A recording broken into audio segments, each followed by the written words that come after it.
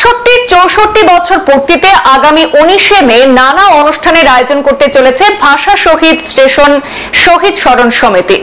ভাষা শহীদ দিবস উপলক্ষে অনুষ্ঠানে অংশগ্রহণ করবেন বরাক উপত্যকা, গুয়াহাটি এবং পশ্চিমবঙ্গ সহ বিভিন্ন স্থান থেকে আন্তর্জাতিক মানের শিল্পী এবং চিন্তাবিদগণ।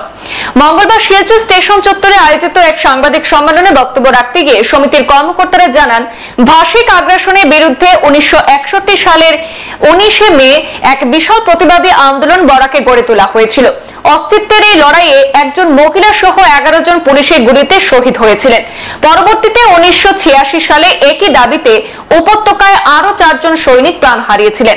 বাংলা ভাষাকে বরাকে সরাসরি ভাষার মর্যাদা প্রদানের দাবিতে একাদশ শহীদের আত্মবলিদানের সেই স্বর্ণোজ্জ্বল ইতিহাসের 64তম বর্ষপূর্তি উপলক্ষে এবারও নানা অনুষ্ঠানের আয়োজন করেছেন উদ্যোক্তারা। এর অঙ্গ হিসেবে আগামী 16 মে অমর 21-এর মহামিছিলে পা মেলাবেন শিলচরের জনগণ। 17 মে হৃদয় রবীন্দ্রনাথ চেতনায় 19 শীর্ষক 19-এর পথ চলা, 18 মে দেয়াল এবং পথ আলপনা, সঙ্গীত, কবিতা এবং নৃত্য প্রতিযোগিতা অনুষ্ঠিত হবে।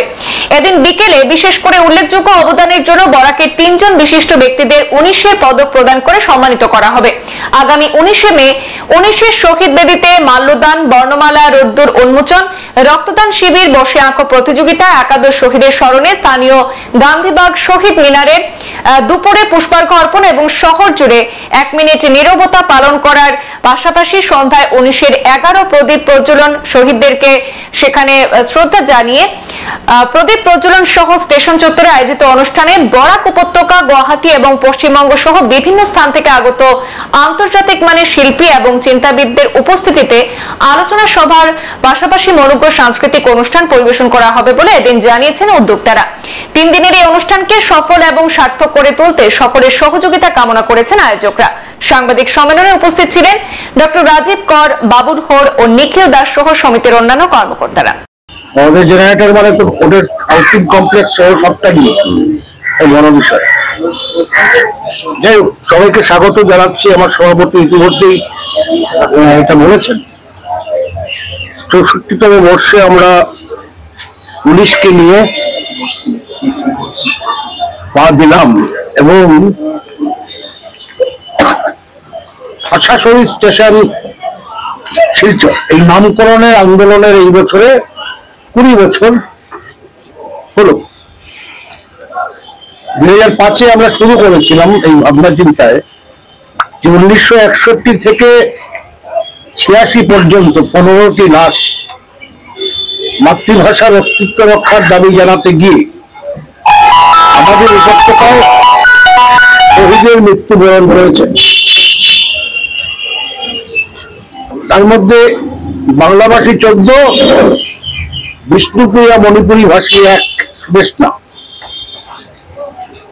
এই ভাষা শহীদদের ইতিহাসকে সম্মানিত করবার জন্য শুধুমাত্র 19 মে না, ভাষা শহীদের সামগ্রিক গোটা পৃথিবীর ভাষা বলতে পারি আমরা আমাদের উপত্যকার কথা বলছি, এই ইতিহাসকে সম্মানিত করবার জন্য আমরা ভাষা শহীদ স্টেশন নামকরণের এই লড়াইটা লড়ছি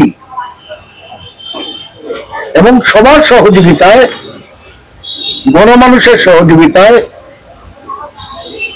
আপনাদের যারা মিডিয়া আছেন প্রত্যেকটি house, print media, electronics media যারা পোর্টাল করছেন, তাদের সবার সহযোগিতায় আমরা বেশ কিছু অ্যাচিভ করতে পেরেছি। আপনারা সেটা জানেন। তাও প্রয়োজনের স্বার্থে আমি একটু মনে করিয়ে দিচ্ছি অনুষ্ঠানে ঢুকবার আগে যে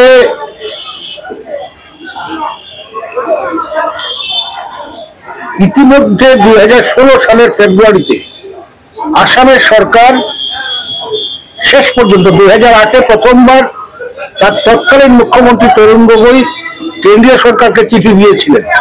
আপনারা জানেন যে মন্ত্রী গৌতম রায়ের নেতৃত্বে 15 জন বিধায়ক বরাক উপত্যকার বিভিন্ন দলের, তার মধ্যে বিজেপির তৎকালীন রবীন্দ্রনাথ ছিলেন, এআইডিএফ এর আতাউর রহমান মাঝার ভূঁইয়া ছিলেন, কংগ্রেসের বিথিকা দেবও ছিলেন, দীনেশ প্রসাদ গোয়ালা ছিলেন।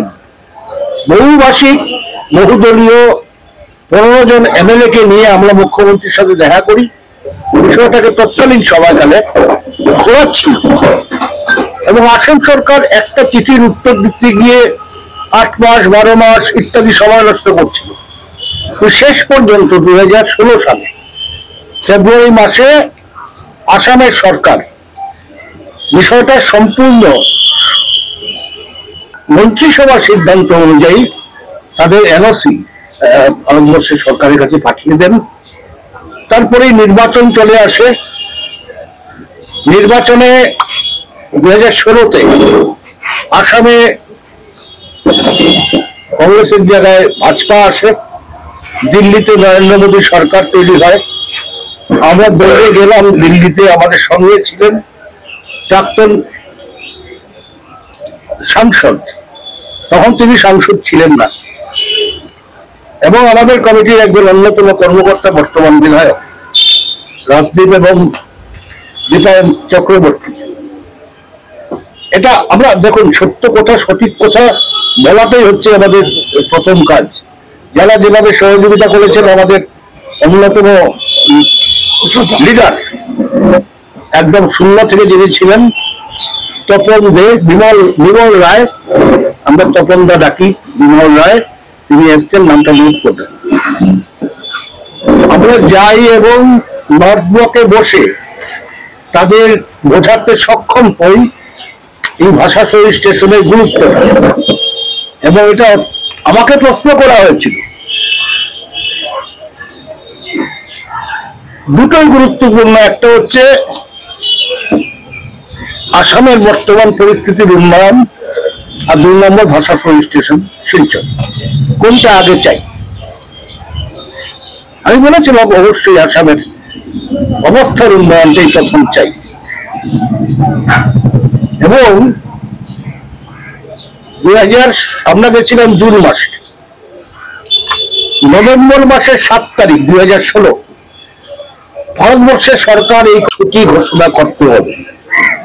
আগে হয়েছিল, এখনো পর্যন্ত সেই নোটিশ আসেনি।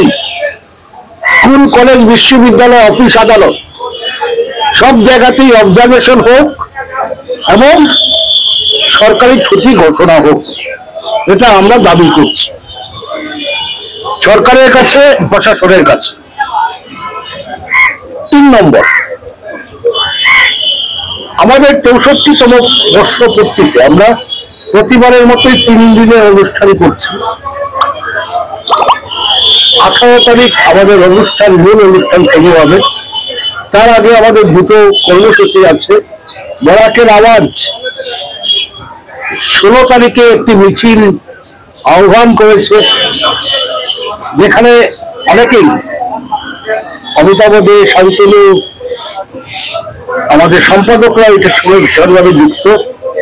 আমিও মন থেকে এই বিষয়টার সঙ্গে যুক্ত আছি। এই মিছিলে আমরা অংশগ্রহণ করব যতটুকু সম্ভব মানুষজন নিয়ে। 16 তারিখের পরে 17 তারিখ প্রথা অনুযায়ী, চিরাচরিত প্রথা অনুযায়ী বহুকাল ধরে বিজয় রবীন্দ্রনাথ চেতনায় 19 শীর্ষক একটি পথ চলা হয়, 19-এর পথ চলা, সম্মিলিত সাংস্কৃতিক মঞ্চের নেতৃত্বে। যদি এবার সেটা হয়, যদি হবে কিনা আমি এখন জানি না, যদি হয় ডেফিনেটলি আমরা যাবো। আমরা অনুষ্ঠানের সূচিতে এটা নেই। সংবাদ এ পর্যন্তই। পরবর্তী অন্যান্য আপডেট পেতে সাথে থাকুন। ধন্যবাদ।